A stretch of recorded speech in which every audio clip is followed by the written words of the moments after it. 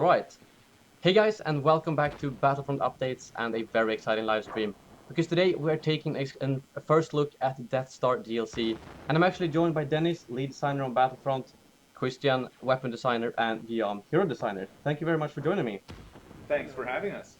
Alright, so I thought I would simply jump into the game and start playing. And you guys can give us a little introduction to the DLC. Sure. The game seems to be starting right about now. Yep. We're playing the new game mode called Battlefront. Keep the pressure on the Imperial fleet. Our bombers need a clear passage in order to bring the Star Destroyer down. To create a diversion, draw the Imperial's eye away from basically looking at their own Death Star. And by doing that, you need to take out a Star Destroyer. Alright. The goal of this game mode, or this phase to be more exact, is for the rebels to take out 10 TIEs, either TIE fighters or Enemy fighter neutralized. in order to pull in the wirings that are coming in. This will mean that you'll get 10 wirings that are bombing the Star Destroyer, making it vulnerable in certain sections. The Star Destroyer has taken damage. Set up for an attack run. Hit it where it's What are vulnerable. you doing? So let's just do a quick check. Could someone just check, is it working? Is it live? I just want to double check before we keep on going. Is it live? Can you see the stream? Draw their fire. But is it live for everyone? Okay, perfect. Alright, so now we're actually supposed to attack different parts of the Star Destroyer. I'm assuming this is the shield generator, correct? Yes, and the reactor underneath. This is gift Okay. Some of you might have played Rogue Squadron. If that is what you do, you want to pay homage to that great game by actually focus on the same target that you did back then. Did you play Rogue Squadron now yet? I did not. I'm sorry. It's cool. Yeah, and I noticed like you talked about the a little bit earlier about the changes to the A-wings and to the other ships, and we can see the change here that we now have a speed boost Correct. instead of a shield. Exactly. That was in lore. That was in order to keep up with the faster Imperial ships, like Great shot! And so it made sense. I know people have been complaining that Homing missile headed your way. take out since it's fast, it's small, and then with the added shield it became a little much, and we agreed, and we made that change. We've also boosted. Keep those ties the away accuracy so our bombers can so that target the it's Star a lot Destroyer. Faster, I think. Alright. Request received. Coming in on your 1,000 position. kilometers an hour. Oh well, like it's difficult to get a sense for that since you don't have a meter to see how fast you're going, but it's a lot faster, and the cooldown has been Target the destroyer subsystems. They're exposed. Yeah, I noticed it was a really short cooldown right now compared to before. Okay, you don't want to constantly speed boost if player target has Chewie, divert all power to the main deflectors. Could get bumpy. with the shield. Right. So yeah, as you guys can probably see, I just found the hero pickup, and well, let's see if we can do some damage with the Millennium Falcon. The Falcon is probably your best way of blocking damage. Okay. Target another exposed subsystem. Let's take this destroyer down. For all the Imperial. We've done some tweaks to how the Millennium Falcon makes the damage that you cause to it. Players were reporting that not infrequently one player got a hero pickup and then was able to remain as the hero vehicle for the entire game. That was really something that Don't get too a lot of cocky, people okay? enjoy. They can get the hero pickup and the hero vehicle, so the health of the Millennium Falcon is quite drastically Okay. reduced. Same with the new hero vehicles that were The Star Yeah, I think Destroyer that has sounds like a suffered good a point, direct because I hit. remember Let's finish it off. you could survive for a very long time. That was true. And you've also done, I guess we could mention that, you've also done some tweaks to how actual interactions between ships work, like if you hit another ship. Oh yeah. So obviously we immediately found that being able to ram enemy fighters, especially during the trench run, which is the third phase of this mode, became a problem. So we made some tweaks to how The vehicles Falcon will hold together. are handled. Come on, baby, hold together. Back into another ship, but you will not. All wings. In the Push those in ties the trench back. run phase. We need So to clear a path. there's not going to be a people just bombarding you with the Yeah, we want Yeah. players to feel like the way to defend during the trench run as Imperial is to flank behind. Ah, there we go. That was. Oh, that's a TIE defender. Yeah. Speculation has been brooding on the internet the last couple of days, and we wanted to wait until Imperial TIE fighters draw the their live stream to fire. reveal them. We Red have 14 so standing by. here's the thing: you always players. If you've been following DICE and the way we do DLCs, we usually we're able to do about 2 weapons per pack, 4 maps, and then a new vehicle. For this one, we really felt like we wanted plenty of vehicles in this pack, and so the TIE Advanced was obviously the new big vehicle that we Press made, the attack and and hit then it since where we it's already had exposed. the X-Wing was already in the game, we were able to make use of that when we created Red 5, Direct which hit to is one of the the destroyer Skywalker's subsystems. vehicle. Set up for the next So then we run. had 2 vehicles, which is slightly above what we usually do, but we as designers just felt like, are there ways to get even more vehicles into this pack? Because you see a lot of them during the Battle of Endor and the space battles of the original trilogy.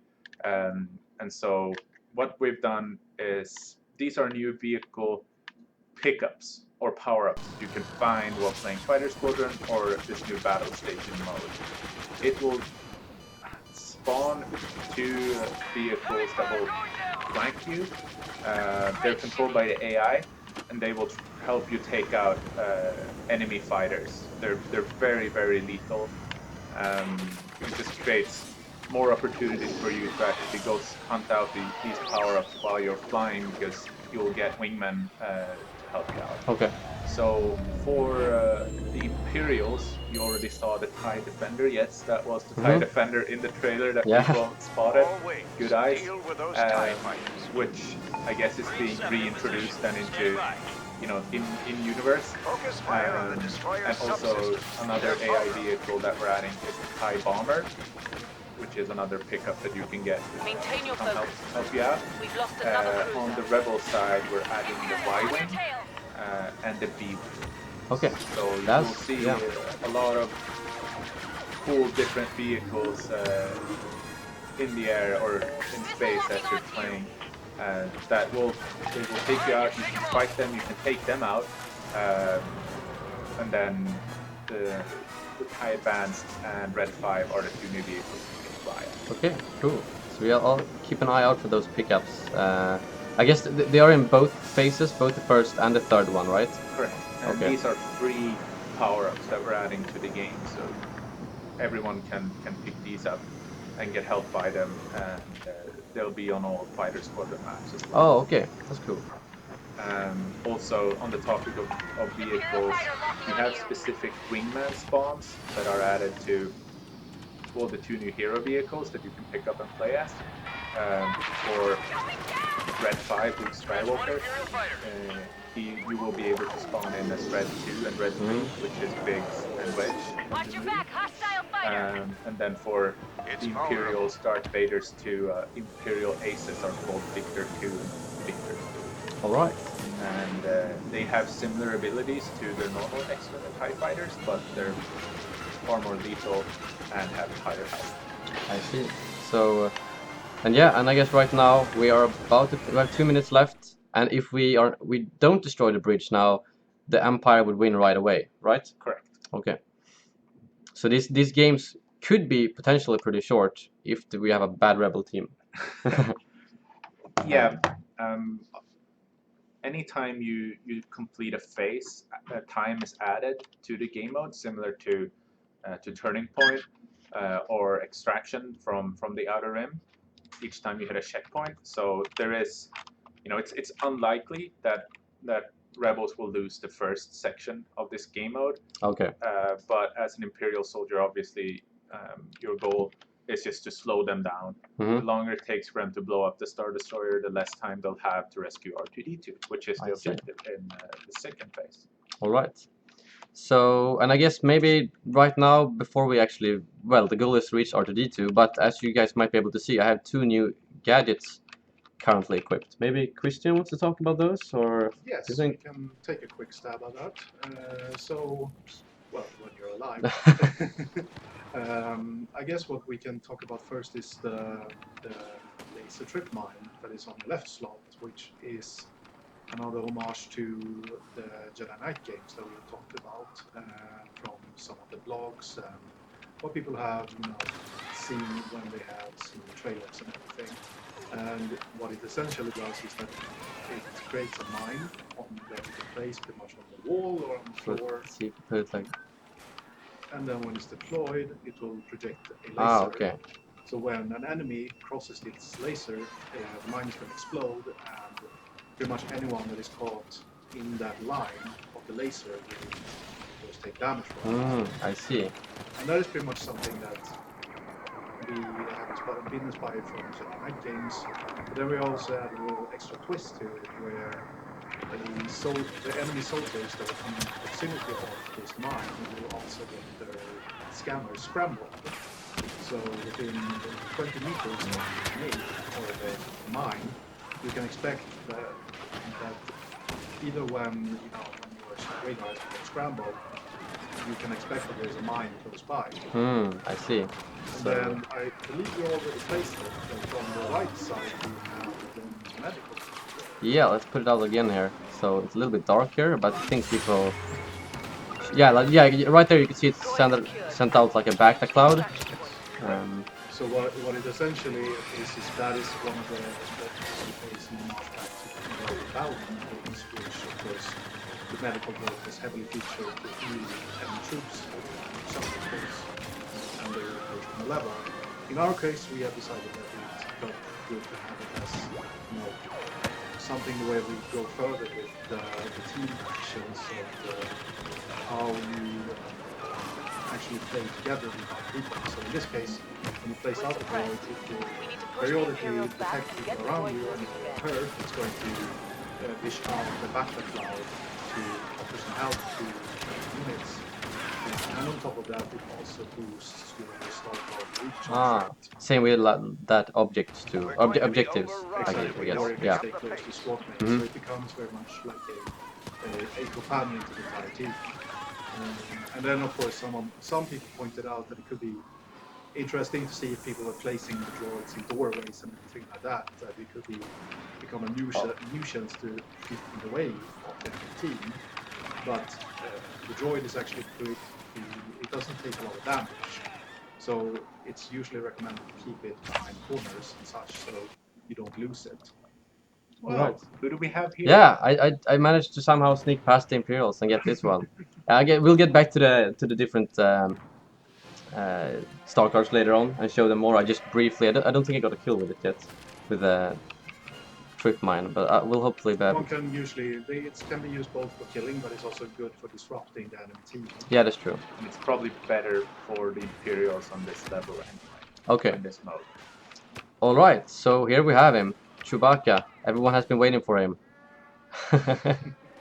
And maybe Guillaume wants to walk through his abilities, or Yeah, we can go through. I'll start with. So he has the bowcaster that we switched from the soldier's bowcaster to a single shot. It's still explosive, and it's a little bit faster project faster.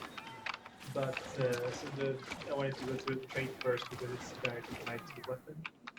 Since he's as you get kills, you get more bullets. So yes, that's basically, and it's tied up to the first power that duplicates whatever bolts you had at that time. So it can get a little bit crazy, and so that goes with this tank behavior that I wanted to have for the rebel side, which we have on the Imperial side with Darth Vader. That rebels really need a tank. Yeah. So he's not gonna do like precise damage, but he's just gonna make enough mayhem and take enough damage to fulfill that role. yeah, I feel like he's gonna be really good on this map because his bowcaster can just destroy people in these corridors. On close encounters, if you have his 8 bolts, like the wall of death, and you have a hero, like you get close to a hero, he's gonna destroy them. But he's much slower. So as Chewbacca is, as you see in the movies, he's much slower than other heroes. So he has to take the risk to get that close to deal that much damage. Yeah. For the second ability, we wanted to try to buff, which we haven't done yet really for heroes. So he's buffing himself, he's buffing the soldiers, and he's buffing the heroes in different ways. So the soldiers is buffing them with armor and giving also the berserker 3 effects, which increase the damage on what do you call it? Hit fire. Yeah. So he's doing that for soldiers. For the heroes, he's just increasing the armor. Okay. It's about 8% increase. 80%, sorry. And then himself is increasing his damage for 30% and doing the same 8% armor. So the goal was to really have him as the companion, the driving force that helps you just push out the points all together and have that feeling of having him as your best friend around. I see. And Yeah. the last ability, it was really to have that rookie strength in and feel like he's just this crazy, like this beast that can just still rampage even if it's your trusted companion. Yeah, I noticed it was very helpful, especially when the enemies had like the shields on and the bowcaster didn't help. I could just oh, nice, we made it. But yeah, then I could just use that what was it called again? The ability. Have The ground. yeah, the ground slam. I said ground slam, and you just send a shockwave and kill everyone, no matter if they have a shield or not. It's much longer than any of the abilities we have so far to compensate for that slowness. All right. Here we go. This is the third phase of the battle station mode, which is the trench run. And the goal here is for the Rebel Alliance, of course, to perform a trench run and blow up the Death Star. And Oh, I just got. you got chosen. We choose 3 Rebel fighters at a time that are alive, and they get chosen to, go down into the trench, perform a trench run, and hopefully reach the end. All right. So let's see if I manage with. Oh, he died. Oh, and I died as So well. did you? Pretty much looking the same way as they did in playtest. Yeah. It can be tricky initially, but I'm sure players will find a way. Yeah, for sure. And If you didn't get chosen, you can see your friendly pilots that are chosen for the trench run, and your goal here as a rebel is to protect them and sort of clean the air of or clean space of all the Imperial fighters trying to take them out. all right. So I'm just gonna. Oh, he's the only one left now, I think. Or Yep. is he? Yeah, he Yeah, needs to go down so into the yeah. trench. I don't think he He will realized. slaughter Oh, them. here. Oh, he died. Okay. So, and I see like the checkpoints up there. I assume when you progress, do that continue over when if all the 3 pilots die? Does it reset the whole way, or how does that work? There are a few points along the way where we will basically save you. So there is some progression, but we will not save you at every single checkpoint. Okay. Yeah, it's just we want a sense of progression if you do manage to get sort of along the checkpoints, but at the same time we don't want it to be too easy for the rebels to completely win this mode. Okay, so this mode, for those who have been asking, is the Death Star expansion is a 24-player experience. All right. That's a nice balance of intense infantry combat fighting over a single objective like R2-D2, while at the same time, sort of with 3 at a time being chosen for the trench run, it sort of makes it so you won't have to wait that long before you get chosen again. Yeah, that makes sense. And you can, during this phase, you can play as Red 5, and then Red 2 and Red 3, and you will encounter Vader's TIE Advanced. And they are, of course, also able to complete the trench run. Okay, so I guess I'm assuming Luke's Red 5 is a bit stronger, so if he gets picked as the pilot who's supposed to do the trench run, he will have an advantage compared to other pilots. Definitely. So All Luke, right. we'll see if you can find the pickup. It should be somewhere within the trench. Oh, the air pickup is in the trench. Oh yeah. All right. And yeah, he has his special R2-D2 repair ability. Okay. Where R2 will basically restore his health on his fighter, and then combined with his additional health as a hero vehicle, combined with the shield, definitely makes him the ideal candidate for a trench run. Okay. So let's see, has anyone else got the pickup? No, okay, so no one has the hero pickup. We should be able to find it then. We can fly around for a bit. Yeah. I don't recommend players not playing the objective, but for Yeah. the sake Yeah, for the that's true. sake of this stream. But I we mean, could if it's probably in the set- trench, I do sort of help them. I Exactly. guess. Maybe I will be yeah, you picked might, now. yeah. You Okay, might I'm gonna wanna- align here just in case I get picked. So I guess that's a good tactic to like, be Yeah, aligned. to- So yeah. That's probably a good idea. Did I? No, I didn't. Okay. No, not yet. That means we can search for the hero pickup. Yeah. So let's see. Can it be under here or is I it? won't spoil that. Okay, much. okay. It should be around the trench. So I'm just gonna ignore the objective for a while now and see if I can. Yeah. Sorry, guys. This is not how you're supposed to play Battlefront. Oh, there's a B-wing actually. Let's pick that up. We Sure should that. see if we can see something. Okay, I'm gonna slow. Oh, there it is. Nice. Here we go. B-wings. They will help. Oh, yep. Already Like- killed someone. Yeah, they can be quite lethal. And this will help you if you get chosen now. Oh, okay. So, But- Okay, see if you can spawn in. Spawn in. oh, Hurry, okay. Elliot! Hurry! Come on. Yes! Oh, I you did made it. Nice. Good. All right. So let's see if we can do. Okay, we actually have progressed 4 checkpoints now. So. Correct. Yeah, someone made it, and it will slowly push you towards the goal.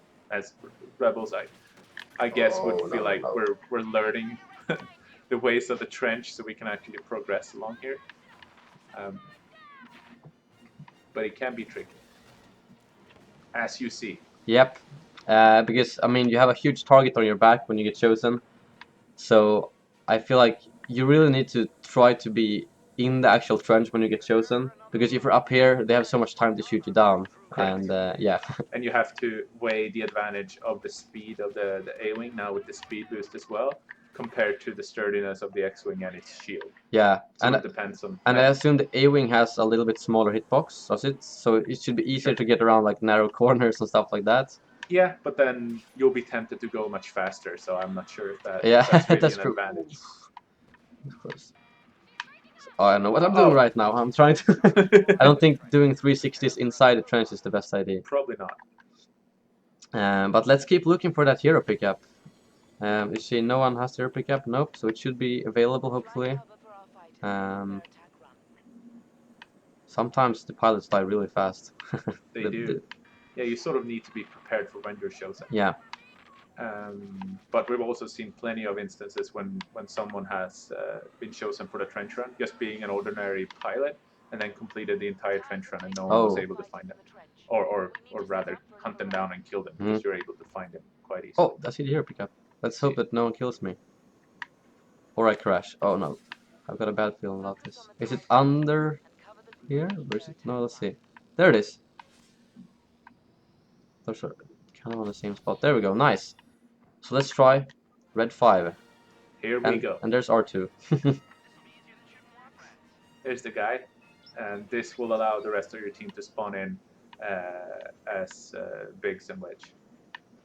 But here's the trick, Elliot. You need to stay alive with this thing. Yeah. You cannot do 360s in the trench any Nope. longer. And you also want to sort of keep a low profile almost. Like, you want to help your friends, of course, but you don't want to, when you get chosen, you don't want to be at like 20% health or something. Oh, right. Yeah, I can understand that. And his heal is probably going to come in. R2's heal is going to come in very handy if I get chosen. How Oh, I was convenient. chosen. Oh, perfect. So let's see. I need to. Can I feel like I'm a little bit safer down here, possibly. Yeah. And you can see your friends have actually managed to push the trench run quite far, so that you're at the final. Oh yeah. Okay, I think I'm going the wrong way. Like I need to. You need do to get like that this. one, and you actually need to turn around because you're Oh, I need to turn coming at around it- again. Okay. You're coming at it the wrong way. So Oh, yeah, let's see. Go around like Will this. we do Luke Skywalker firing on the Death Star? Maybe. Come Who on. knows? Gotta pop up the shield. Please don't crash now. Use R2D2. Use R2D2. Oh, okay. Yeah. There Heal we up. go. Heal up. Okay, you're doing it. You're Let's getting do there. it. Let's do it. No, don't kill me. Shoot, Fire! shoot, Fire! shoot, Fire! shoot, Fire! Yes, we did it. Nice. Perfect. Boom. That was a nice ending. Perfect. I thought so. Yeah. Good job. Thank you. You finished pretty high. Yeah, it went decent game actually. Great. Okay, so I just I'm just gonna check on Twitter quickly, see if everything is working properly. I saw someone messaging me saying that they can't hear you guys. We fixed it. With it? Okay. Okay, Perfect. cool. Thank Perfect. you. So I guess right now we could actually take a quick look at the new customization system. Sure. Before we jump into the next game. Yeah. And definitely. So yeah, we wanted to create a system that was more dynamic and allow players to use combinations of heads and outfits. So yeah, I think the system sort of speaks for itself. Yeah. I think now when you're using it as a new user, I guess, to this system, you sort of understand how it works. Yeah, for sure. I mean, I feel like with this system, it's going to be so many more unique combinations. It's not just going to be everyone running around with a Twi'lek or a weak way, but now we will see weak way rebel officers or yeah. Exactly, and we're adding 2 more outfits for both factions. So the rebels get the rebel officer and the X-wing pilot, and then you can combine that with whichever head that you have purchased. So let's go with a. This looks kind of like something you wouldn't see in a movie. Let's pick that. Yes, that sounds good. And I guess we'll check out the Imperial customizations the next game. I'm not sure. Are we playing as the Rebels again now? It seems like. Yes, you are. Okay, so we'll probably switch over to the Imperial side later during the stream. Yep. And then we can show the customization as well as hopefully Bossk and. But this time we will be able to look a bit more carefully into because we barely had time to even look at R2 this last game. So this time. Let's do one more of Rebels, and then we'll see if we can get you over to the Imperial side. Yeah, for sure. And I'm gonna see if I can find the. Let me see. I've found the B-wing. Oh, there's a couple. I see them over there. And there should be Y-wings as well, correct? Yeah. And if there it is. If you die, if you don't stay alive when you get the the hero helpers or the additional vehicle helpers, then they will just fly out. Oh, they despawn. Yeah. Or exactly. okay. So I guess someone took the Y-wing, so let's go with the Falcon again. It seems to be very effective at destroying the parts of the Star Destroyer, as you said. I agree. It does make you a target, though. Yeah, that's true. Let's see. And something I'm a bit curious about, how does the drop-off with damage work? Because, yeah, I can do some good damage right now. And the drop-off is still... You need to get close to the Star Destroyer in order to cause damage to it. If you start firing upon spawning, then, technically you're still doing damage, but it's so low that what you're doing is pretty much just drawing attention to yourself. Okay, fair enough. So let's do a nice little Falcon turn here. Then, okay. So we got down 1.5 shield generator. That's pretty good for the first round. Definitely. That was a good push by the Rebel Alliance. Whoops. And yeah, I could see there that the damage goes down. Like, you take a lot more damage now compared to how it was before. Yeah. And I feel like I'm a huge target now. I need to take cover. Let's see if I can do some asteroid maneuver. We believe in making you become a very powerful sort of cannon that can take out a lot of ships quickly, but at the same time, your time playing as a hero ship is quite limited, so you want to make the best of it. Yeah. And just to clarify the mechanics of the game mode, the TIE fighters up there that you need to destroy, does it matter? Because is there AI? I noticed a couple of AI ships, such as the pickup ships. Does those count towards the TIE fighters you need to destroy? Yeah, all the fighters count towards that tally, so they're all worth 1. All right. And we're also bringing in the A-wing and TIE Interceptor AI fighters to both this mode and the fighter squadron mode. Okay, cool. And the amount of Y-wings you get are always the same here. It's not like in Walker Assault where it depends on how long or how fast you kill the TIE fighters or something like that. Correct. This one is 10 to 10, so that you take out 10 TIE fighters and you get 10 Y-wings. All right, I see. Tongue twister. So okay, we didn't do as much damage this time. I get the Falcon helped out definitely. For sure. So let's see if we.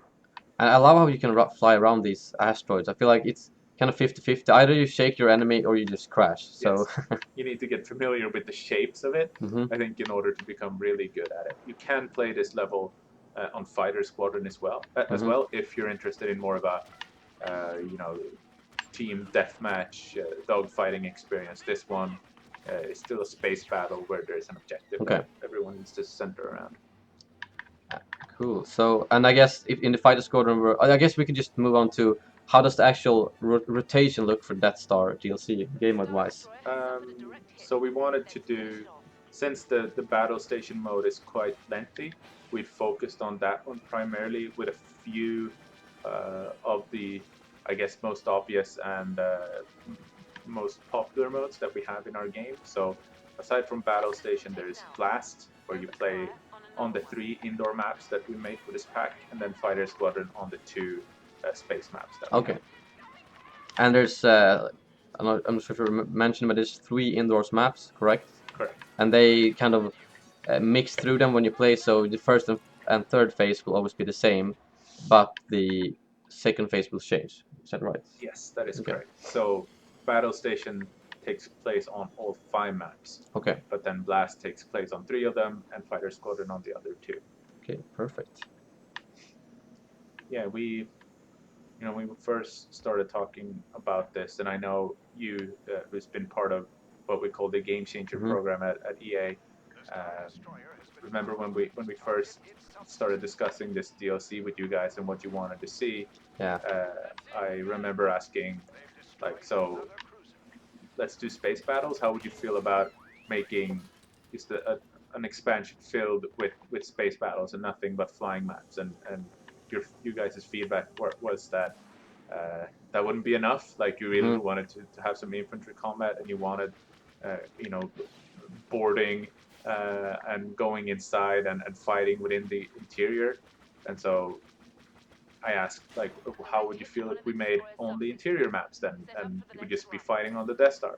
And he said, well, that wasn't what you wanted either. You wanted like a combination of the two. And so exactly. All right, then let's do both. Yeah. And this is sort of what we thought of. I know some players really wanted to see some type of Walker Assault in space game mode. I'm not sure how that would work out. Well, oh, you mean like mechanically anyway, yeah, okay. with the Y-wings and taking out vulnerable points. And so this diversion phase of Battle Station became that. And then, when you're dealing with the Death Star and space battles, there's nothing more iconic than performing the trench run and blowing up the Death Star. So that became an obvious one.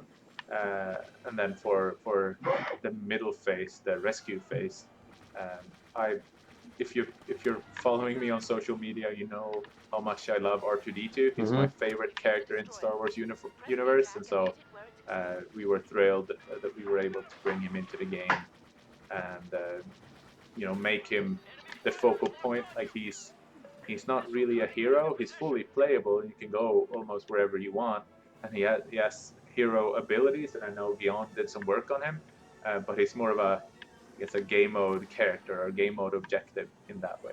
Yeah, I'm gonna see if we can.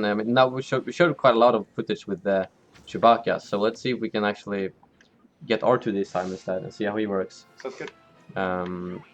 I had to take the Falcon again. It makes it a lot easier. It feels like we're only 3 minutes left, and there's still quite a lot of health on the bridge, so hopefully we will make it. So we get to the second phase again. But I'm assuming this is going to be a thing where you kind of look at how it plays out in the community, and you're going to balance after that. So to make sure that, you should be able to lose at the first phase, but it shouldn't happen that often, I guess. No, obviously we want players to reach the end. It's the same with Turning Point or Extraction. Like, the best games are the ones that sort of reach the finish line, and that's something that we want to reach here too. So it starts out easy, but towards the end of it, it's going to get quite intense. I saw you were just a few minutes away from losing that at first, that trench run. Oh, yeah. Had you not gotten the hero pickup and become Luke Skywalker, I'm pretty sure you wouldn't have made it. Yeah, that last part where I was about to shoot the torpedo, I think if I had less health and no R2-D2, I would probably have been dead there. Oh yeah, I agree. So that hopefully we took it down. I think so. Did we get it? There we go, nice. Perfect. So now it's time for rescue. Yep. This time around you're in the power sector map. This one is inspired, as I saw some people found out from the screenshots, this is inspired by the original Death Star map of Battlefront 2. Oh, the place where you could just fall down if you're clumsy. Yeah. Exactly. You can still do that here. Yeah. So hopefully I won't roll out over the edge or something. Oops, that's a lot of people. Yeah, they'll meet you right by your transport ship. Hmm. And I think one thing we didn't touch upon the last time I played this phase was the new weapons, because I'm using this charge up thing here, concussion blast. Yes, what you're looking at here is the TL50 heavy repeater, which is inspired by the Imperial heavy repeater that you again can find in the Jedi Knight series. So what we are trying to do here is to implement a little new touch with these two new weapons that we are providing. That some of the feedback that we get, of course, with the blasters is that they can feel a bit like they're the same. You mostly just unload and either you die or you kill someone with them. So what we're trying to do with starting with Bespin was to try to offer some little extra flavor with each weapon that the X8 Night Sniper provided with the night vision scope, and in this case both weapons are coming with secondary fire, which again then both comes back to what the Jedi Knight games did. So what this particular weapon does is that when you're holding down zoom, it will start charging the weapon up, and when it's fully charged, Let's you can see. fire off a concussion round. Yeah, There you go. yeah. So, and then when you fire the round off, the weapon will immediately overheat, so you can't immediately do it repeatedly without some form of commitment to it. And then for most part, this weapon doesn't have the most power in comparison to other blasters, at least when it comes to the primary fire. But on the other hand, it has the highest rate of fire. Even it has 100 more rate of fire than the DLT-19. Oh, yeah, I can feel that it's really like it has a high fire rate. Yes, it's definitely it's our fastest weapon so far. Especially considering a lot of the feedback was that people were craving something fully automatic and something a bit meatier. Mm-hmm. Oops. Yeah. Well, then there are of course those. That can happen if you don't aim properly, Yes, and if your teammates like to walk in front of you. Gotta be mindful of your friends. Yeah. I'm actually doing something here that I wouldn't do when I normally play, which is I'm skipping out on the hero pickup now because I want to show off the new weapons and see if I can find R2, because I'm guessing if you're the hero you can't like activate R2. Is that right? Or Yes. I think we're if I remember like explained that. I think we had a phase where you could become R2 as the hero and you just didn't feel good. And you would abandon the hero to become R2. Yeah, I agree. So as the hero, we just after the play test, we just decided to that the hero should help push to R2 or help R2 go forward, but not become R2. You should try the other weapon. Oh, yeah, let's try the other weapon. That's right. Let's see, where is it? K16 Briar pistol. Yeah, and this is probably one of the ones I was a bit more extra passionate about, to kind of offer an homage to one of the more famous video game characters, Kyle Katarn. Finally. Exactly.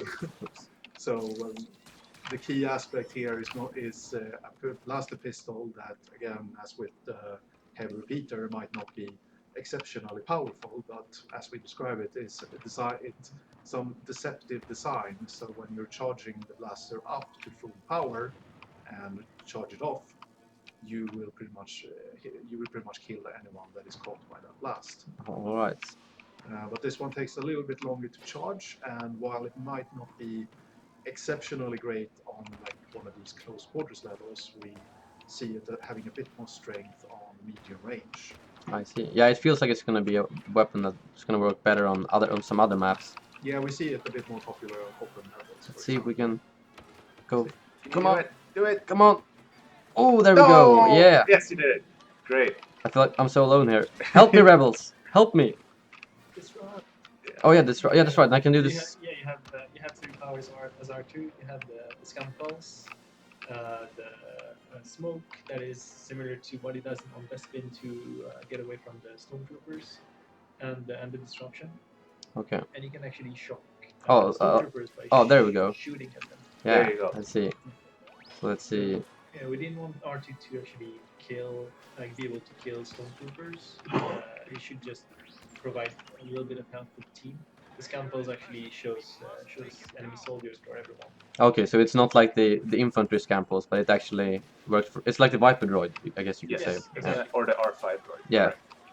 That's why when we talked about R2, we just went through like, oh, what does a droid do, and went through the movies, and it just was pretty clear that we need to have those powers that made more sense to define his character.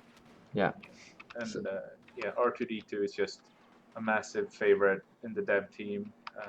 We see little miniatures of him on almost every person's desk. Or awesome sneakers. Yes, yes, I placed my sneakers. I set it up for you and everything. Thank It's you. awesome. It's my third pair. Just saying, you know, we wanted to, you know, just pay homage to. Oh, sorry. Maybe I should keep it closer. Yeah, with the passing of. Yeah, just in general, we love the R2 in the movies, and we love R2 in all the comics and all of that, and we're excited to finally have him playable in the game. Shock! Shock! No! Oh, you managed to Come on! Good! Yes, I did it! Where's my teammates? Where's my teammates? Help me! You're so close. So Yeah, when but you get also- to 1 health, you don't actually die as R2. You get into that stun state where you can, as when you get stunned, you don't stormtrooper. You can Disrupt, get out of it. disrupt. Oh, no, I already. Oh, yeah, I'm just trying to wait for my teammates to come. Okay, I feel like if I'm just rushing right through here, they're gonna kill me. Yeah, I don't know what. Why are they not killing me yet? Allow the sounds are to make as well. Oh, I can see the teammates on the map. I'm just gonna wait out for them here and hopefully. Yes, here they come. Oof. Yeah, I think a rookie mistake you'd make as R2 is just go down the center corridor. Mhm. But what happens if you get restrained and the stormtroopers regain possession of you, then it becomes super tricky to get out of there. It's actually better to just go almost across the level as you push through. That's probably easier than running through the main corridor since it's so open. There Hey, we you go. made it. Nice. Nice one. So yeah, so I can imagine that you really need your teammates to help out. Oh yeah, for sure. All right. So now it's time for the third phase again, and yeah, as you can see, R2 he has a lot of supportive abilities. It's nice to see that he just can spam the smoke grenade, flash, no, I mean disruption, and the scan pulse. So you really, but it's still you need your teammates there. You can't just go right through. So I guess what happened there, where I was almost dead, was that they incapacitated me, but they never actually went up to me and put the restraining bolt on. Is that correct? Yeah. So that's why I could. Why I could keep spamming the R key and actually keep playing as him, because otherwise I would have had to respawn as a normal player. Exactly. We modded a component of the Imperial defense of R2D2 to not just stand far away and shoot at him, but if nice. Let's just we'll let that one sink in for a Yeah. bit. Yep. No, That was not good at all. I should not be shaming you. I did one last time. No, I have a tendency to shame all the live streamers. I don't know why. I'm really sorry, Star Wars HQ. Like I don't know. It's just a thing when I'm sort of co-piloting these streams that I complain. I'm sorry. And yeah, what was I saying again? R2. Yeah, like the you don't want him to just be standing far away and shooting at R2D2 and sort of prevent him from leaving or moving around that way. We wanted to force them to actually run up to R2D2 and sort of shut him down or restrain him. Yeah. So it still becomes, like that drop pod mechanical drop zone where, both teams will actually need to run up to the objective and interact with it. Yeah, because otherwise you could just like shooting with a disruption rifle through the whole corridor and then it's over. Exactly. That wouldn't be that funny. No, it gets boring real quick. Yeah. So I thought I spotted something. That one. That's the Vader's guard, right? When it has the small hero icon on top of the ship. Is that? Yeah, correct. Yeah, that is Victor 2 or 3. 3. Yeah, so he died. Nice. But they have a little bit more health than a normal normal TIE fighter, right? Yes. Yeah, all the wingmen have additional health and higher rate of fire. Okay, I see. So let's see if maybe we can. But that requires that someone else picks up red 5 if we Yeah, get. if So we can find them. yeah, that's just true if we can find them. Yeah. Also worth mentioning is the overheat on the soft lock system. Oh yeah, that's right. You should. I'm sure people on the stream have seen it already, but you can no longer just hold down soft lock forever. This is something a more tactical, skill-based thing where you actually have to sort of manage that cooldown as well. Mm-hmm. We just wanted to sort of provide more technical variety to the flying experience in the game.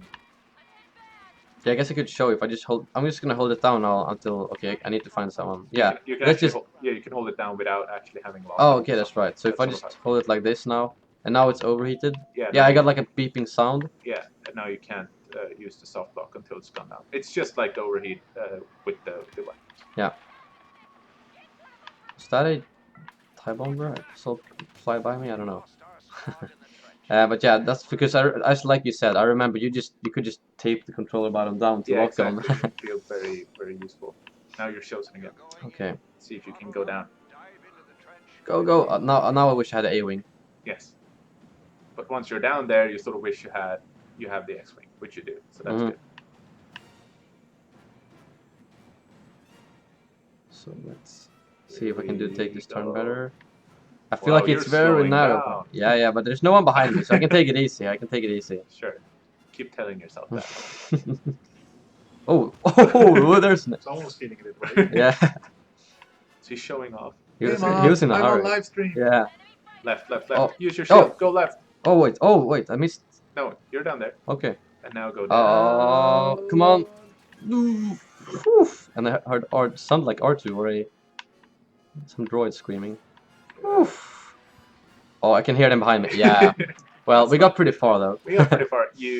And you can see now you actually got to the next stage of the checkpoints. Okay. So you did do well. You're slowly getting closer to the goal.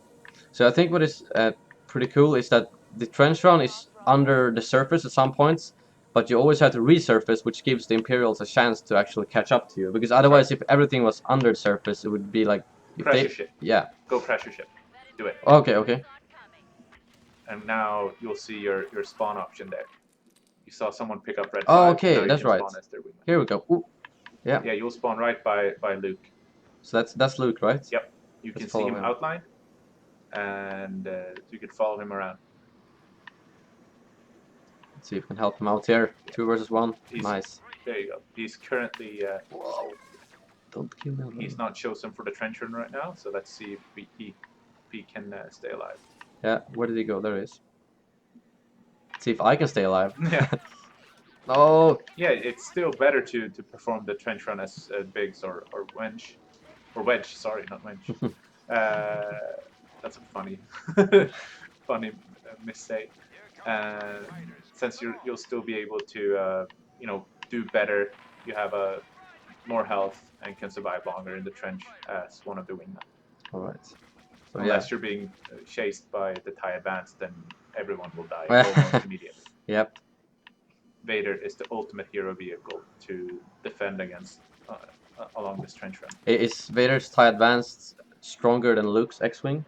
Depends on your definition of... Oh, like health-wise, maybe. Oh yeah, he's definitely sturdier Mhm. than Red 5. That's just because he doesn't have R2-D2 healing. Oh, that's true, yeah.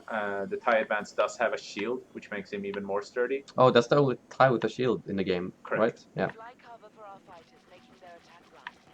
I think this is a TIE Defender, isn't it? Or am I... Yeah, that's a TIE Defender. See if you can take it out. Seems how... Do they have more health than a normal... A little bit. Okay. Oh, that looks very cool. Now. Oh, there it is. We got it. Nice. Set up for another run.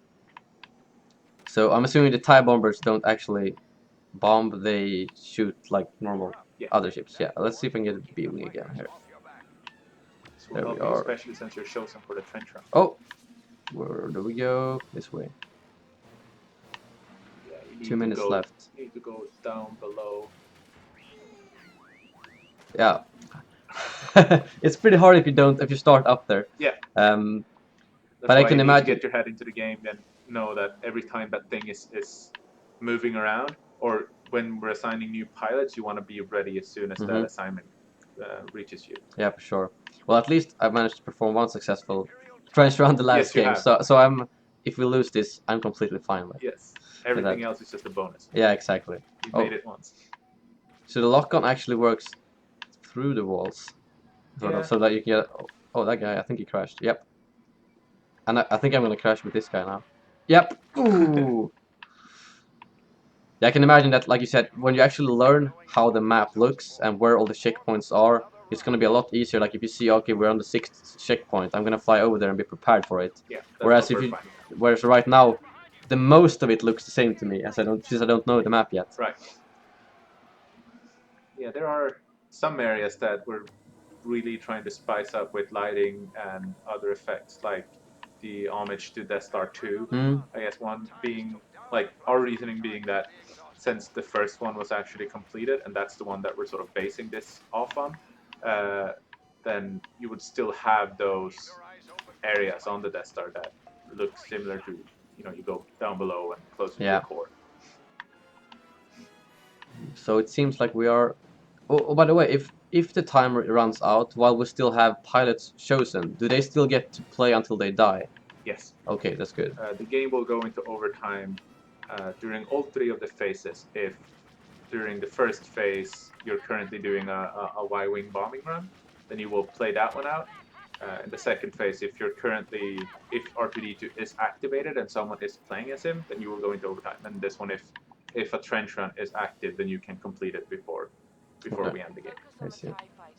So there's always that tense moment in the end if it's a close game. So I think this might be okay. I think there's the last set of pilots now. Let's see if that's me or. Let's see. That would be fitting. Spawn in again. Yeah, I'm spamming button. Come on. Spam it. Here we go. Yeah, oh, it was me. Okay, it's me. Oh, this is a bad spawn. I've got a bad feeling about this. Let's. Either go straight away or which direction am I supposed to? Oh, come on. Get in there. Go low. Go low. Oh. You're so dead, Elliot. Yeah, I'm so dead. My shield is on cooldown as well. Yeah. Defeat. Oh well. It was a valid. At least I didn't crash that last one. Yeah, that would have been awkward. Yeah. It was a good attempt. So now we should hopefully get to play as the Imperials, I hope. Yes. And we could also start off by showing off the customization then. That sounds great. And yeah, that's sort of the funny bit about making these streams and trying to line them up with like showing off all the maps. Exactly. I completely screwed over. Here you go. I screwed over Star Wars HQ the last stream when they wanted to play as Dengar, but we had added the team scramble at each map switch, so we couldn't get them to play as Imperials, and I felt super bad. Yeah, and they only had 1 hour as well, which I feel like these 2 hours are they're going to be pretty packed. By, yeah, exactly. So here we go. The Death Star Trooper and the Imperial Officer are the 2 new unlocks for the Stormtroopers, or the Imperial side, I should say. Oh, and these as well. Yeah, these are new ways of customizing the body of your Stormtrooper. You have black. If you go, you can show up all 3 of them. Orange, red, and white are the 4 colors. And can you go to your normal Stormtrooper? Okay, let's see. Oh, yeah, that's right. I know something that people are gonna like. Yeah, can you try switching? Let's see, it doesn't seem to work. No more helmetless Stormtroopers. It's like we're listening. No, that's the you can do male and female to all the other troopers as well.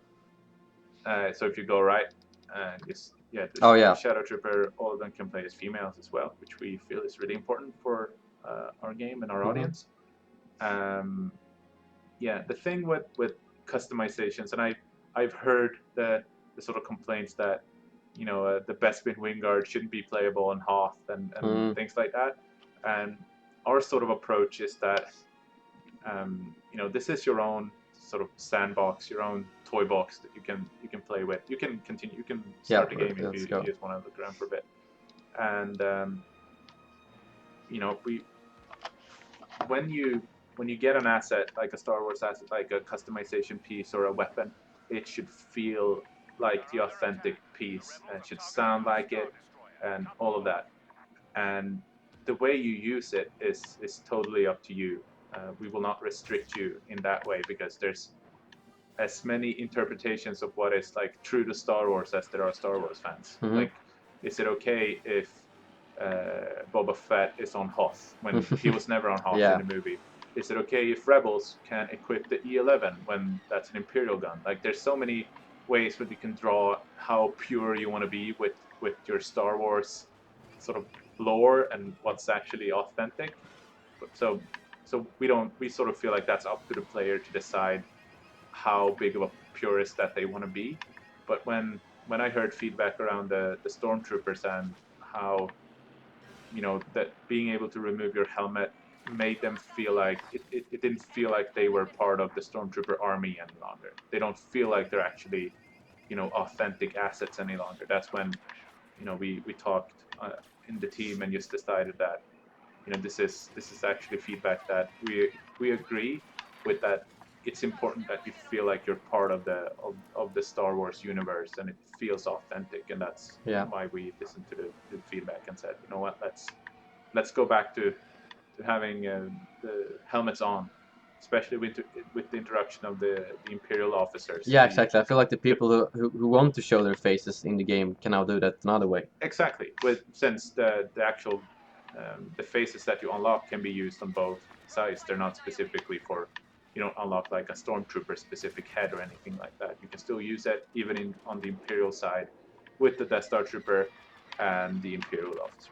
Yeah, that's good to hear. So hopefully players will feel like this is a much improved customization system, more intuitive, so that you don't have to go far below and get the Shadow Trooper and then up to the very start of the menu to get the Stormtrooper. Yeah, for sure. So another thing I noticed here, which we haven't talked about yet, I think, is the new laser barrage on the TIE Interceptor. Yeah. I'm gonna activate it right now, actually, and see. You want to comment on that, CJ, or should I? Yeah, we try to rework some of the behaviors a bit on it, where mainly some of the feedback is, of course, that the vehicles felt a bit like they were the same when it was with missiles and speed and shields and everything. So one of the key aspects of this ship was to introduce something where your damage is multiplied when you're actually activating the power. So it actually becomes quite the hero hunter in that sense. Where, I see. So when you activate the barrage, you not only do more damage, but you also you reset the cooldown or the overheat on the blaster cannons. Oh, I see. So you can pretty much freely fire this during the power's active time. So let's see how effective it can be against. Oh yeah, look at that damage. Like it's certainly one of those where you want to get mobile pretty fast when you detect that someone is attacking you. Yeah. I mean, the Falcon is taking a lot of damage. And is it around double damage, or how much is it from the laser barrage? It doubles the damage, but then it doubles the damage according to your current power output. So if you're braking, or if you're moving very slowly, then the power is of course multiplied from that. Oh, I see. Yeah. Then it multiplies that power output. Okay. But I feel like it's nice to have a distinctive difference between the different ships now. Like sometimes the torpedo, because I don't know which one is the most effective against shields. Is that the torpedo or the laser barrage? The torpedoes are still a bit more effective against shields. Yeah. So then you kind of have like the TIE fighter for X-wings and maybe the Interceptor for A-wings or something like that. Yeah. So let's see, how well are they doing? They only had a bridge left, 5 minutes. So I mean, it's you don't often want to lose, but I mean, I want to play the next phase, so I almost feel like letting them slip by. I don't think they need your help now yet. Okay, I'll kill them. It's certainly one of those things during playtests where it's always fairly entertaining to see the Death Star blow up, but then part of you, after a while, you start to want to defend it yourself pretty harshly when you're Imperial. Yeah. I don't think we've ever had as much loud shouting as when someone who's chosen for the trench run actually gets close to the end of the checkpoint. I can realize, I understand that. It's happening! You can hear it. And then CJ comes out from the sky and kills takes them out. Yeah. It gets extra fun when I'm Skywalker. It's just like everyone's like, well, I guess that's done.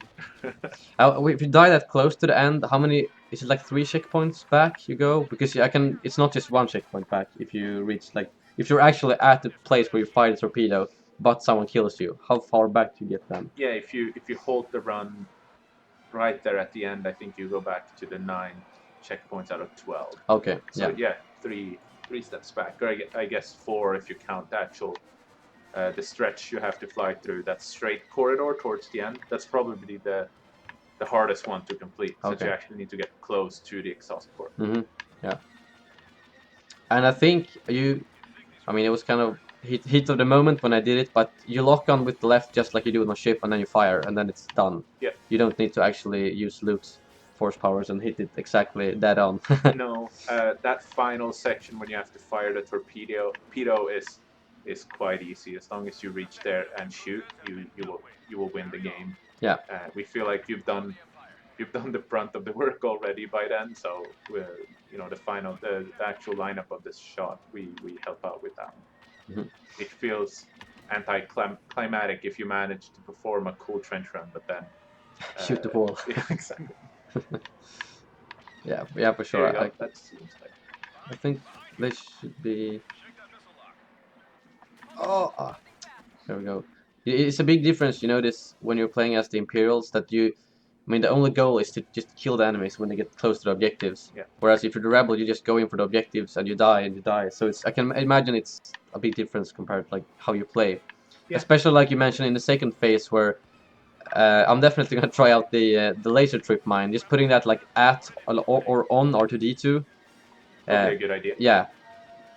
Okay, I think. Oh, Falcon just crashed into it, and I think it blew up.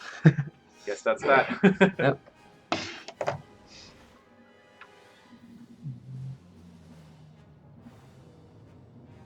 You want to spawn in immediately. Yeah. Okay. So that you get that checkpoint closest to the Imperial, the rebels. I wanna. Let's give this another try. I didn't use it for that long. Good. You want to meet them right at the entrance. Oh yeah, that's what happened to me last time. It was like 5 people meeting me. Yeah. So let's see if I put it up. Oh, I feel like. Oh, come on, get out of the way. So That was maybe a little bit too obvious one, but we'll see if someone we'll works. see how it does. Come on, go open the door now. Oh. See. One of the other things when it comes to medical droid is that they also have a limited amount of Bacta charges. So if you're putting one down, every time it successfully detects that someone is injured and deploys Bacta, it will count down. So you have 10 of those Bacta charges before the droid despawns again. Oh, I see. So it will not remain there indefinitely. That's a good thing, so you can just put it in the back and it's gonna stand there forever. Yeah, we kind of wanted to avoid that. Yeah. There are cases where people put 2 droids next to each other, and of course they will help each other. But then after a while, they will run out of their Bacta and despawn again. So you need to place another one. Yeah. And the cooldown is a bit longer on the droid, but mostly because you're actually multiplying your own cooldown then. So if it despawns too soon, then it's gonna take a while before you can actually get the droid back. Alright.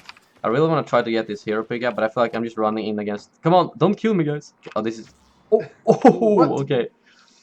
But yeah, I think the droid has less health. Yes. Well, yeah. Yeah, it's a bit less resilient compared to the opposite. So here we go with. I wanna get a time to hunt mode. Where's that? No, we actually said it when I joined. Yes. That's right. Yeah. That's the same for us. All right. So maybe Guillaume wants to go through the. Yes. So Bossk is using his rally, and that's like that's the typical weapon we see in everything Clone Wars. And we except from the damage, we didn't do much on that one. So first straight is as I think you said it, you talked about it in the video. That's was actually a good spot from the old Battlefront. So he's gonna regen health as he gets kills, and as he gets kills, his straight is gonna go up. So he, on his higher straight, he can regen up to 5% health. He has 1,000 health, so he's not having more like as much health as Chewbacca, and he has much more mobility. So we see him as the poison that you really need to take care of. So as other heroes, you could try to avoid them, or if you didn't want to fight them, this one you will have to take care of. Oh, I've got a bad. Oh, I'm gonna. Let's use the escape. Ooh, we got him. Get some kills.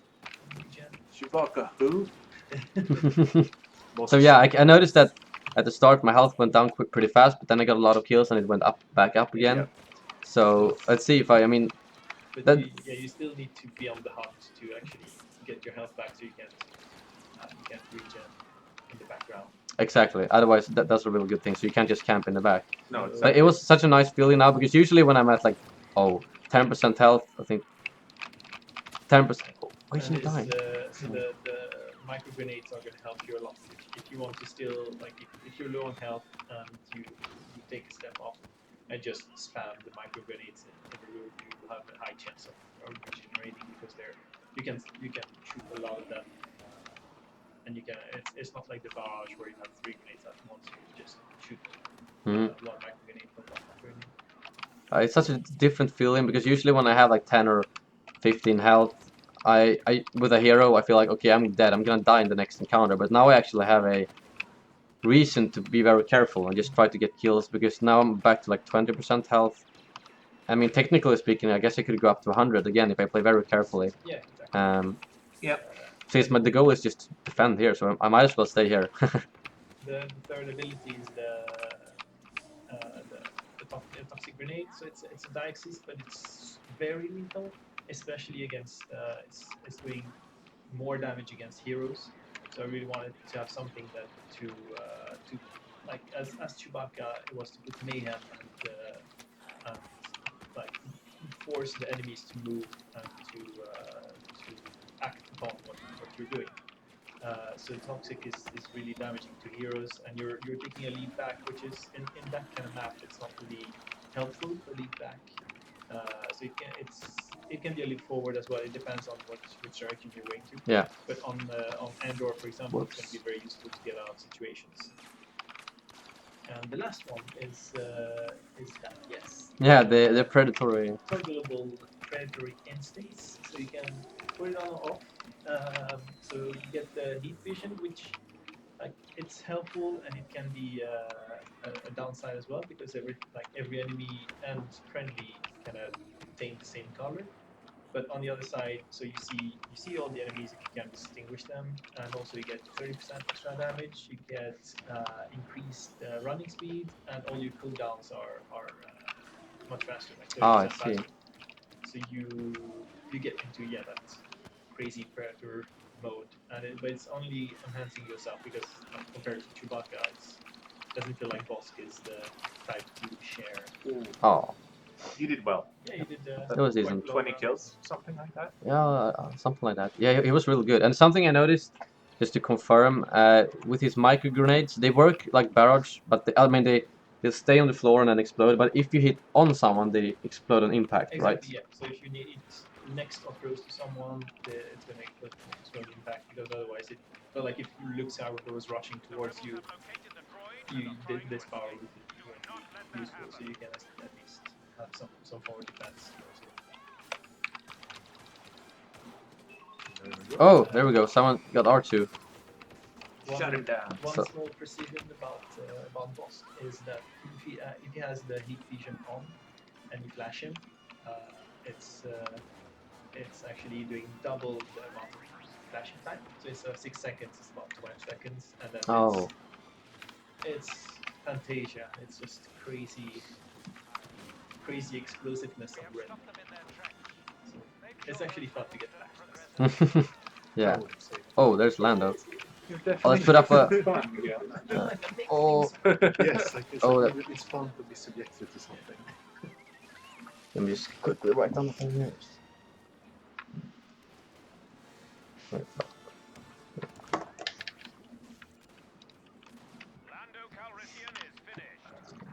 We're sending messages here through text here to the behind the scenes team. Just so you know what I'm doing. So yeah, as you might have noticed before, I managed to... Oh, never mind. Let's kill R2. Stop him. Oh, no. he disrupted me. Okay. Ooh. Oh, we got him. Nice. So actually, let's... Why not pick up another hero pickup? Because how many hero pickups do we get actually in this phase? 3 for each team. All right. So we could see anything from like Dengar to Lando on the Death Star. Yes, and seeing Dengar and Bossk on the Death Star together is a cool feeling. Even with if you throw Boba Fett in there too, it's just feels cool. Very much like that scene Okay. from the movie where they're all standing. Ah, yeah. And I feel like gameplay-wise, Dengar is probably going to be very good on this map. How many he can be quite good. So why not go with it? Let's see. Yeah. Let's Both see. Dengar and Bossk and Greedo is Lando going on the to be Death Star. quite lethal in these tight corridors. Yeah. Mm. Vader too is sometimes just shut down a corridor so R2 cannot Yeah. pass. Especially with the heavy repeater, someone is firing down the hallway and suddenly Vader is just there, deflecting all of the projectiles back at you. And I feel like so I'm kind of like, should we let them cap this now, or should we get the next phase? Yeah, okay, let's do that. Let's just to show. It's funny how Yeah. they're like, yeah, I'll let them win. Yeah. Clearly, when there's no way you could have stopped that. Yeah, oh, okay, maybe not. He has quite a lot of health, R2, so... But still, That was, oh, yeah, I didn't realize it was so Sorry, close to the I- extraction point. It was so close to the I was like, okay, I'm gonna let them win. yeah, I'll say that. That's my excuse whenever we lose. I'll let them win. Yeah, sounds good. All right, so now it's time for me to just try to do the opposite thing of last time. I'm gonna be in the trench rounds, but I'm gonna be in the trench, but I'm gonna be ready for them instead. Because I guess it's the same thing as if you're a rebel, that if you're not ready, the rebels are gonna get an advantage if they actually get down into the trench. Yeah. And, We've had That was- instances yeah, I didn't where realize it was we so were close caught to the unaware, and extraction then a rebel pilot, especially with the A-wing, just absolutely just went through the trench run immediately. all right. Sorry, I'm doing it again.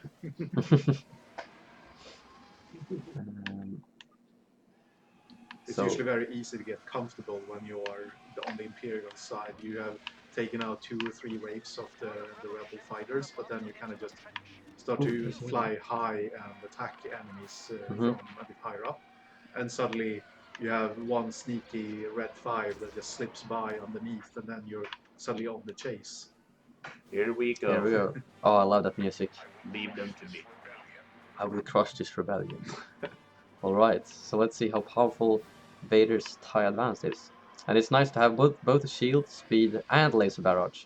Yes, and for Vader, it's called Unrelenting Assault. It's Okay. just a much improved laser barrage. I see. Let's see how much damage. Oh, where did they go? There's one.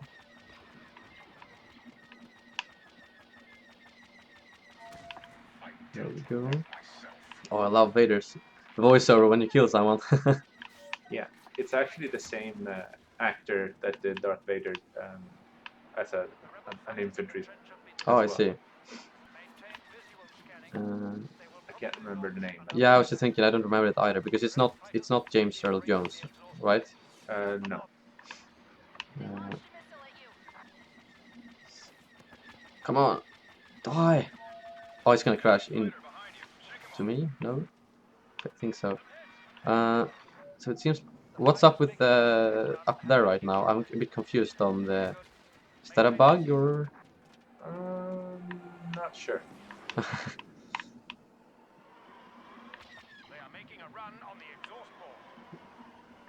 If they're how far they actually are. Oh, well, I'm just gonna keep going for these guys trying to do the trench run. Hopefully, kill them before they actually get down into the trench. I'm a little bit scared to actually go into the trench with Vader's Advanced. I really don't want to crash it. I don't want to crash You're it. precious. Okay, here we go. Oh no, shield up. And where did he go? Is he on? Oh, he's going this way. Okay. Oh, don't kill me. Oh wait, I have a speed boost. Make use of that. Oh, they're probably pretty close. Come on. No. There we go. Traitor destroyed. Nice. So yeah, he definitely feels quite powerful. You can survive for a lot longer. I don't know, it might be wrong, but it feels like his health is around the same as the Falcon, maybe? Slightly below. Slightly below, but okay. not far away. Not to mention that he allows the Imperials to spawn as Victor 2 and Victor 3, his wingmen, and they can help out as well. Alright. Oh, there's a B-wing. I don't want to die from those. But it would be pretty cool to die from them. But It will happen. yeah. Like, yeah, all Oh, they're... the B-wings dish out a tremendous amount of damage. Oh, I think they're doing the last checkpoint now, isn't it? Did they actually succeed? Yep. It's happening. It's happening. Oh, they did it. See, you snooze, you lose. You were not paying attention there. Should we play another game, or how much time? Okay, let's play one more game. Sure. Well, that was pretty good. Yeah, and we'll talk after that a bit more. We should definitely check out the new traits. Yeah, that's right. We should do that. How that menu looks these days. Yeah, we've done quite a few updates to the trait system right now. Yeah. So one of the key aspects right now is that you can actually have individual traits to your individual hands. So if you actually create presets and everything, you can set traits in there as well. So you can quickly just flip through your desired hands and everything. Yeah, that's good. So you can actually have two completely different playstyles in the same game. Yeah, it felt very important to keep expanding on the trait system from when we started by showing the trait in the hand of the deploy menu. It felt like we need to keep going. And one of the key things that we have done beyond that is that we have actually reworked the bonus system a bit. So we've tried to overall make it a bit more easy to understand to what kind of bonuses you're actually being given. So what we have essentially done is that we have removed the level 3 extra bonus that you're getting. Like for example, for bodyguard, you would suddenly get an extra blaster damage resistance, for example.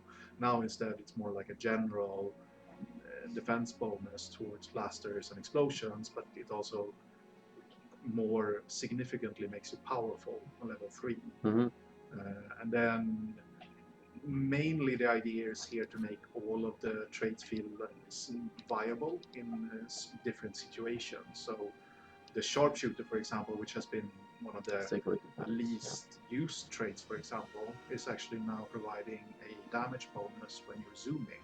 Oh, I see. So if you like your sniper rifle, so you're trying to get that DLT 19X kill, the sharpshooter is definitely something you should try out now.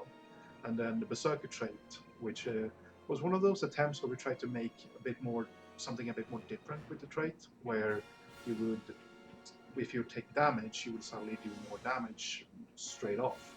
While in this case now we have flipped that switch a bit, so sharpshooter does it when you're zooming, and berserker increases damage when you're firing from the hip. Oh, I see. So now you actually have you have to specify your playstyle a bit more when you actually decide with the trait. Precisely. I'm just gonna jump into the game so I don't get booted. Yep. But you guys keep talking about the traits. Yeah. And so one of the other aspects we have taken from the bounty hunter, for example, is that now the bounty hunter can greatly increase the cooldown of their star cards for each level. So the previous bonus where it would randomly give you a chance to pick up a power-up on a kill, we have actually lifted that thing and given it to all traits at level 3. Oh, okay. So pretty much everyone can get a chance to get a power-up if you're on level 3, and it has like a 50-50 chance on a kill. I see. Yeah. But some of the traits remains fairly unaffected, like the escape artist, other than level 3 bonus being removed. The sprint bonus is essentially being the same, so the funny memes of people running quite fast are still very much relevant for that. All right, so just no more one-shotting with the melee. Exactly. And then we have done something we have done some work to the scout trait, which is the most popular trait, and with all right, we don't really want to nerf it per se, because it's a very important card for the one that wants to flank the enemy and try to get the surprise on people. But what we have done is that we have taken the level 1 bonus, which was that you are not visible on radar when you're sprinting. We have now flipped that to be a level 2 bonus instead. Oh, I So see. the level 1 bonus is totally then that when you're firing the blaster, you are not visible to the radar. We always felt that since the sprinting is a very key aspect of the game, it felt a bit powerful that you would immediately just be invisible on the radar on level 1. But then on the flip side, we have actually added another thing to level 3. So when you reach level 3 scout, you are actually scrambling the enemy's radar. Oh, so that's the same effect as the laser trip mine has. Exactly. Ah. So if you're finding your radar scrambled, it could either be a laser trip mine or it could be a level 3 scout. Oh. So keeping an eye out on who is a master scout can be quite important. Mm-hmm. So that's, yeah, that, I just thought about that, because if it was only one of those, you would always know that if you're scrambled. Stay away. Yeah, That's exactly. mine. But now it's like either someone is running around killing everyone, Yeah. or it could be a trip mine. So you need to like think about both the things. And as you said, now now that you do get a pop-up when someone actually gets trait level 3 scout, it's going to be even more important to pay attention to that. Yeah. This was all based on user feedback, but also looking at how people were using the traits. We saw that more than 80% of all players were using the scout trait, and we, like I've said this before, we don't necessarily believe in nerfing the popular thing is because it's people find it a lot of fun, but rather we believe in bringing the other stuff up to par instead, so the game becomes more fun rather than like we're limiting the fun for everyone by removing their favorite toy. So that's why we sort of took a pretty I wouldn't say drastic, but we did a pretty sweeping change with how the trade system works, just to make sure that we get it should be a fun tactical thing, like what traits do I really need? Like, do I want to play as a bodyguard and get a potential up to 50% extra damage reduction, or is this the level that I'm playing on? Do I need to use a zoomed-in weapon or a weapon that I fire from the hip? If so, maybe I want to do extra damage, or if I'm running a very star card dependent loadout or hand, maybe I want to play as the bounty hunter, so I can use them as often as possible. Or is this a mode where I'm playing Endor and I have a lot of trees to hide behind? Maybe you want to play as a survivalist, and a master survivalist will trigger his regen at what, 2 seconds? 2 seconds. Yeah. Is that almost, how close is that to the adrenaline stim?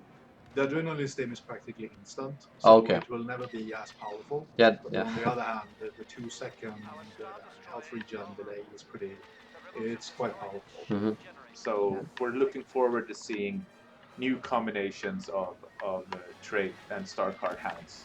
And like I'm a huge fan of your videos when you sort of try out new loadouts, the Bossk loadout and things like that, and we're looking forward to seeing. Yeah, those are gonna get a lot more interesting now. Yeah, that's I hope for sure. so. So it's not just like the default trait is the scout, because the scout is the best one. We want to see like a larger variety of different loadouts and people figuring out new fun ways of playing the game. And that is also why we have... That was a collision that before this you would have died on that one. Oh yeah, okay. Makes sense. Now you took some damage. Sorry. Oh, that's quite alright. I think one of the key the things what we have done then with the traits, it means that I get quite a lot of questions on weapon balancing and so on, to certain weapons back and forth of this is underpowered, this is overpowered, and we certainly feel like a lot of things have a lot of merit.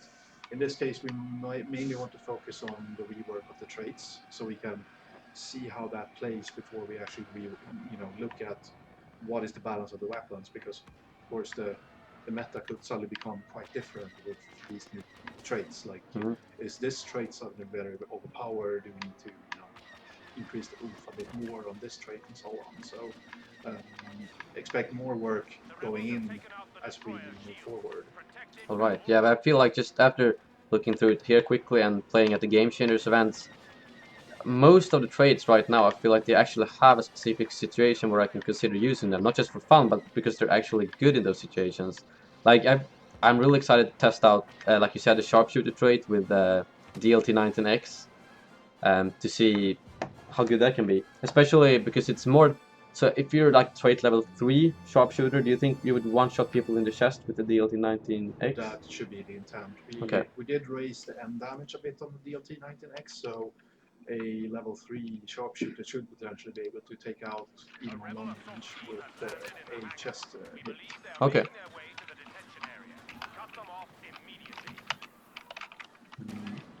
So that's good to hear. I'm just jumping straight into the battle here. Second phase. Let me see. I mean, we've shown. Is there anything specific more I should show in here, or should I try to go for some more boss gameplay, or do you have any suggestions on what I should do this last game indoors? I think I've actually lost track of which ones of the 3 maps that we've shown and how many times. I think this is the command sector. Yeah.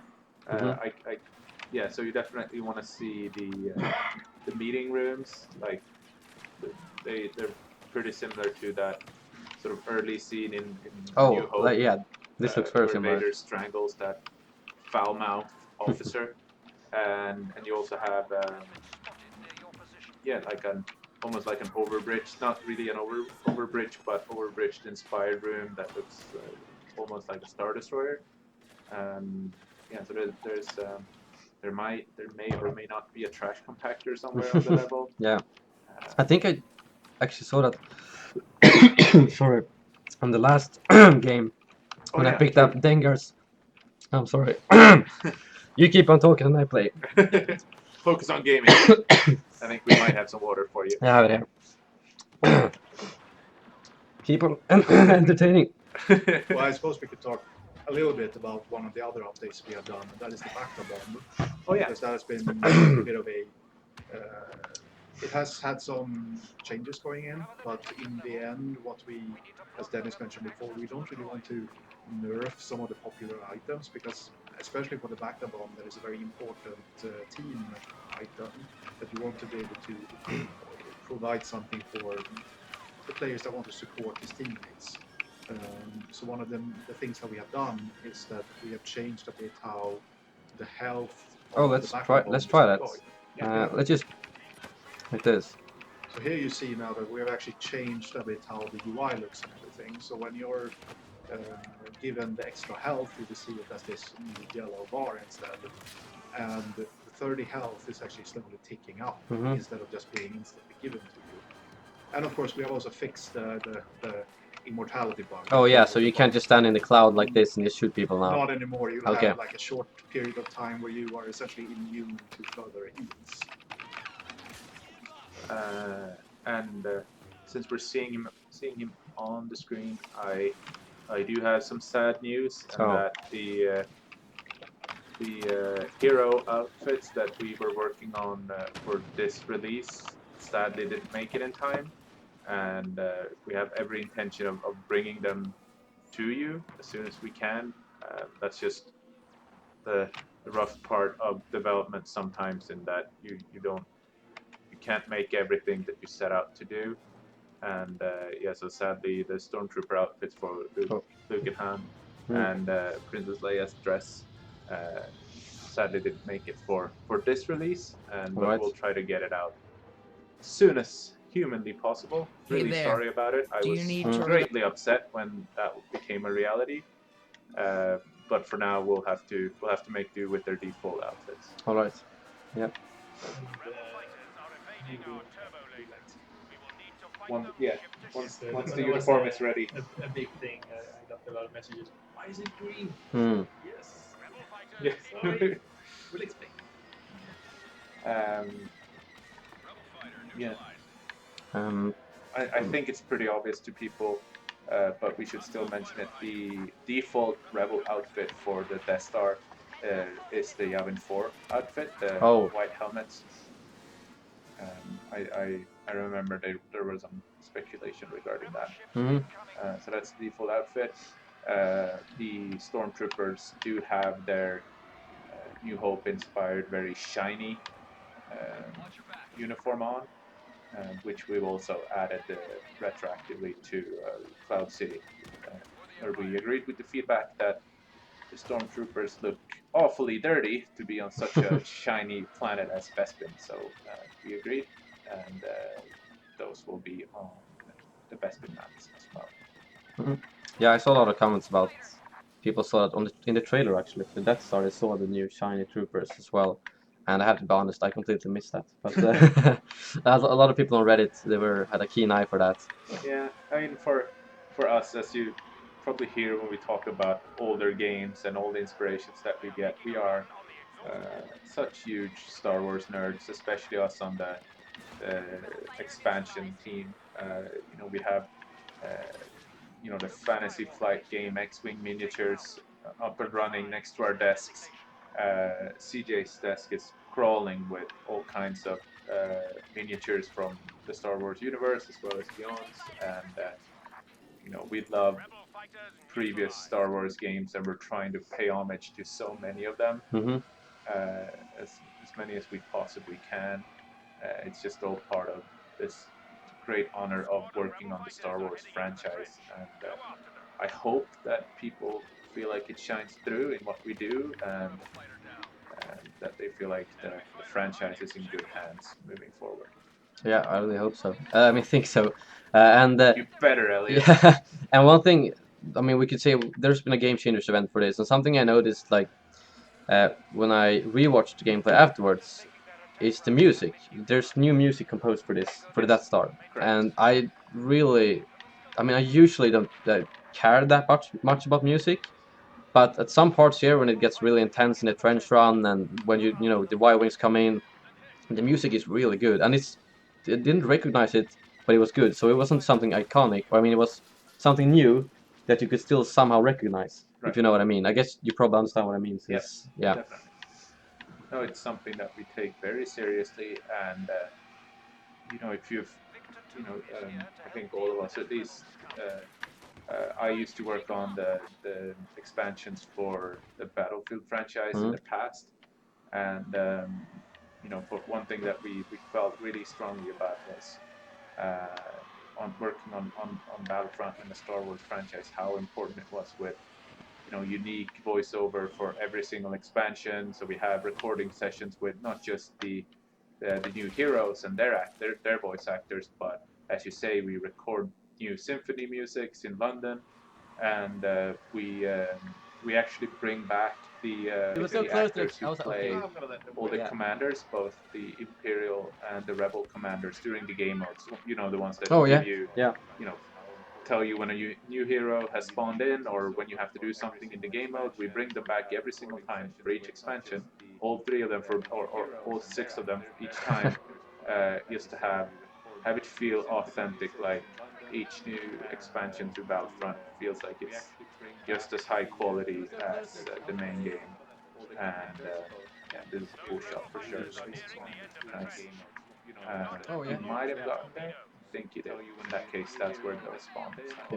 Yeah. So it's just some things where we feel like this is so important. We don't want generic voiceover saying that you need to stop them from getting the objective or something. No, you want the commanders to really spell out that this is, they're trying to get to the exhaust port. You need to stop them and all that.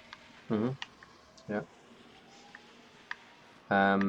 There's a couple of things. Maybe we're gonna have a little talk session after this game, I guess. Okay. Where I can have I think so, at least if we have time. We do. Okay. Have we gathered some questions from the chat? Oh, you did? No, I'm asking if we did. I'm not sure. I haven't, but I have collected a couple of things from the Reddit and Twitter and my YouTube video beforehand, which I can bring up when we're done with this game, which might be pretty soon, judging by how far they've gotten so far. We'll see. But Vader is on the field, so that's gonna help. I'm upside down now. That's nothing. Okay, I've got. Okay, I'm so gonna crash now. Oh, it's fine. Yeah, this is the part that looks like on the second Death Star, right? Right. Yeah. Yep. But yeah, that's just one of those things when we collaborate with Lucasfilm, and we really wanted it in. I'm sure they wanted it too, but that was just something when we sat down and said, but you know, technically this should be on the first Death Star too, and they agreed, and so we added it in. Yeah. Even though you didn't really see Luke fly through that area during the movie, but that's always how we sort of, this is a sandbox. We're not trying to always replicate like each section like you're playing. Like each room should feel like its movie counterpart, but it's not. We're taking some creative liberties for the sake of gameplay or for the sake of, you know, he's making you experience it as much as possible of the environment. Yeah. Yeah, I mean, I feel when I first heard about this TLC, I thought, is it just going to be a straight trench run? Because that would have been really boring. But this way, it's a lot more interesting. And while we're on the topic about the sandbox, Lord oh Vader. yeah, that's a new one. But just It could happen. while we're in the game and while we're on the topic of, you know, the sandbox thing, a lot of people have asked me to ask you guys about this, the planet. So what can you say? Can you say anything about the planet? I think it's not a planet that we've seen before. Okay. So it doesn't have a name that I can share at this time. Yeah, it's just one of those times when, oh, you might actually see if you can get that one. I'll talk. Oh, get him! Get him! Yes. Oh, just at the brink of time. He was right there by the exhaust port. This is where everyone in the office is practically screaming at each other. No! Nice save. Yeah, it's an unnamed planet for now. Maybe in the future, some more info will be revealed. But it's important that I think when you look at Battlefront and sort of where it is in the Star Wars universe, it's not supposed to be at a specific point in the timeline. This is, you know, a sandbox, a toy box where you will play with authentic miniatures, authentic characters, authentic locations, and authentic sound. But the environments and sort of what you're doing there, it's just a sandbox. Like when we first started concepting the game mode of, you know, you need to create a distraction with a blockade outside the Death Star. We never saw that in the movie, but it could happen. Like it's a feasible scenario, and you know, played around with sort of fun, you know, like you do when you're a kid and you're playing around with your action figures and you sort of set up your own scenarios. Like what if Luke and Han would have failed to rescue the princess? What would the rebels have done then? Like maybe they would have had a GR-75 transport ship and just crash landed that thing into the Death Star, desperately trying to bring her out. Maybe like those are the type of scenarios that we sort of imagine. And then you know, R2D2 was technically never a prisoner. He on the Death Star, they never took him and sort of guarded him like they do in this game mode. But you know, if they had R2D2, they might have done something like this. And sort of it's always those type of scenarios. So we're not trying to place ourselves, you know, like should it be Alderaan that is outside the Death Star? Should there be Endor? Like we're trying to stay away from all that stuff. Yeah, I mean, it makes sense. I think from a gameplay perspective, I think they have, you know. Okay. No. Well, wait. Which way? Oh, it's this way. Oh, he's going for it. Oh, he crashed. Yeah, but you still have one more coming in. I'm gonna meet him dead on. But you won't be able to ram him. Yeah, that was probably one of the way. Oh, that's true. Because you quickly discover that people try to pretty much just ram the one. Nice. I think he took you down long. Yeah, I had like 20 health left, so that works. You can still ram if you damage them enough. Yeah, a little bit of damage is. Let's see. Okay, new pilots again. 4 minutes left. Let's see if we can defend for that long. Yeah, you sort of have to weigh this in mind as the rebels right now. Do you want to go for the A-wing and go for speed with the, you know, you only need to get 3 checkpoints in order to get to the exhaust port, or do you want to sort of go the safer route maybe as an X-wing and prepare the shield so that by the time you're in that home run stretch, you have a shield to protect yourself? Well, it could have worked. Yeah, I like how there's a lot of things here where you can crash on. Stuff? Yeah. Wingman. Oh, nice. Wingman, nice. So this is Victor, one Victor. It should have said when you spawned in. Yeah, I probably did. Stat-wise, they are very similar. Okay. Have you had any thought about something I noticed about being able to toggle? Actually haven't tried. If you can, let me see if it's possible to toggle off the speed boost when you've actually activated it. Is that something It's that? not possible right now. I honestly haven't heard a lot of feedback regarding that, but if that's a Yeah. feature that our players are asking for, then it should be doable. Yeah, because I feel like often I use it to get somewhere, but then or You like regret your choice. Like now yeah, you're moving exactly. too I'm like, fast. okay, I'm coming in way too fast, especially on the hero pickups on the first phase where they're Right. usually inside those like rubble and stuff. If I'm coming in with a speed boost, I'm gonna crash 100%. Sure. So I think I just something I thought about basically when playing the Death Star DLC that I think it I would think be helpful. this might be the first time you sort of feel that way too, Yeah. since there's so much stuff that you might crash into. Whereas before, when we've had planetary fights and you've been just above the terrain, then maybe there's less of a need to shut down your speed boost. Mhm. Alright, so 2 minutes left. Let's see. They always these guys don't seem to plan ahead that much. They always spawn up here, but this guy, let's see. It's usually something you tended to see after a few rounds, where suddenly people were gradually migrating further and further down until you had most people actually fighting down inside the trenches. So after a while, imagine a lot of people are going to discover that the best way to actually stay alive is to stay down in the trenches. Yeah, and during this transition, when they're assigning new pilots, it's probably a good idea to break off from your dogfighting and sort of prepare that you might get chosen.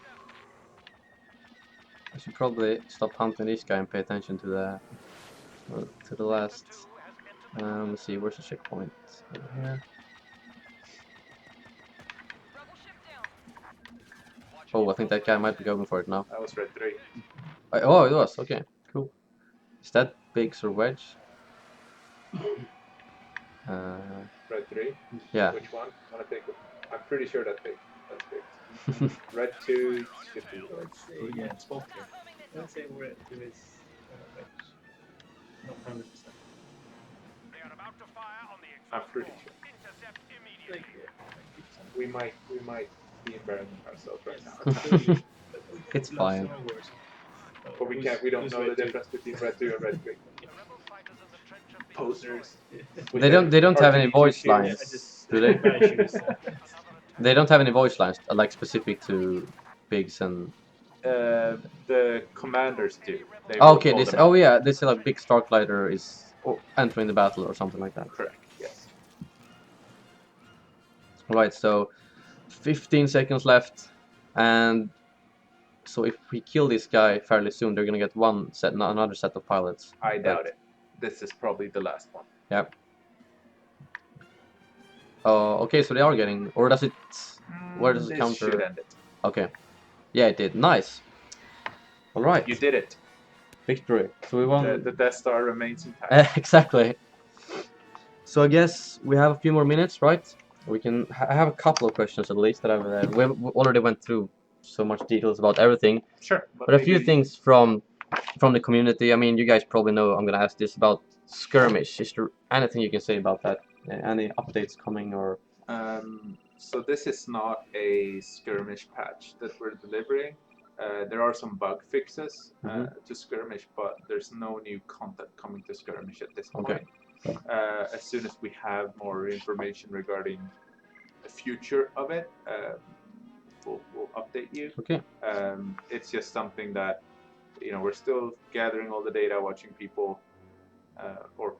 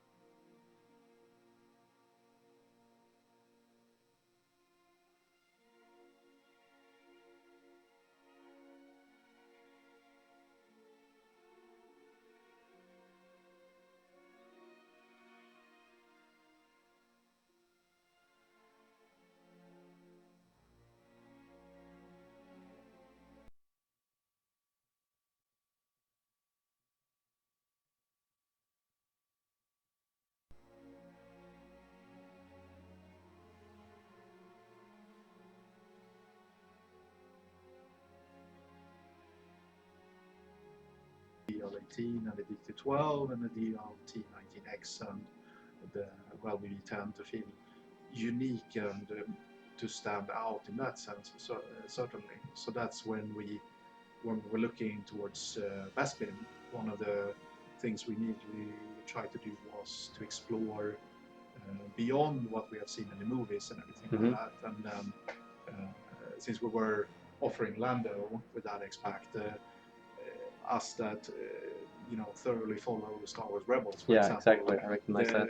it was a given to actually investigate if we could actually use the X-89 sniper users, because the lore description for it revolved around some form of night vision and everything like that. So with that, we tried to offer something unique with that weapon. And then with the X-Pact 3, as we mentioned, the secondary fire is a very big aspect of both blasters, and it's kind of like something that greatly increases what it means to have these two blasters. That is not just something where you hold down the fire button and go ham. Yeah, and I guess since a lot of people have probably seen that in different streams and stuff, and you mentioned it on Twitter, the bow rifle from Rebels is coming sometime in the future. The bow rifle felt like one of those passion projects for sure, because it has a very interesting lore to it and everything, what it means to wield a bow rifle and everything. And we will talk more about it when it's time to actually when it's actually to make it available. All right, it's not quite done yet. Yeah. And also, since there's no heroes versus villains in this DLC or in Bespin, do you have any plans for some type of heroes versus villains or season pass or something? Definitely.